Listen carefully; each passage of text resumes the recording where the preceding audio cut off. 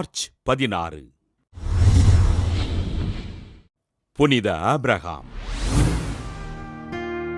மெசபடோமியா நாட்டில் எடேசாவில் வாழ்ந்த செல்வ செழிப்பு மிகுந்த குடும்பத்தில் கிபி 296 ஆண்டு பிறந்தார் ஆபிரகாம்.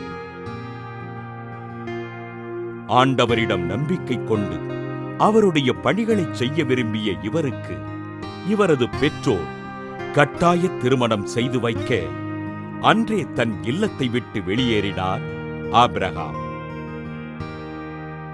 ஜெபத்திலும் சமூக பணிகளிலும் சிறந்திருந்த இவர் எடேசா நகர் ஆயரின் வழிகாட்டுதலின்படி குருத்துவ பயிற்சி பெற்று அருட்குருவானார். மெசபடோமியா நாட்டின் பல பகுதிகளில் மிகுந்த நெருக்கடிக்கு உட்பட்டு ஆண்டவரை அறிவித்த அருட்தந்தை ஆபிரகாம் துன்பங்களைக் கண்டு துவளாமல் இறைப்பணிகளைச் செய்தார்.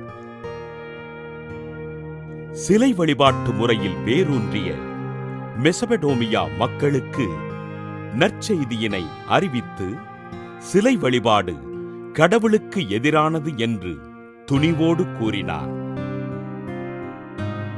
தனிமையில் ஆண்டவரை தியானித்து ஜெபிக்க விரும்பிய அருட்தந்தை ஆபிரகாம் ஆயரின் அனுமதியோடு குகையில் தனிமையில் ஜெபித்தார். இவ்வுலக மக்களின் பாவங்களுக்காக தனிமை குகையினில் பல வருடங்கள் ஜெபித்து வாழ்ந்த அருட்தந்தை ஆபிரகாம் கிபி 366 ஆண்டு இறைப்பதம் சேர்ந்தார்.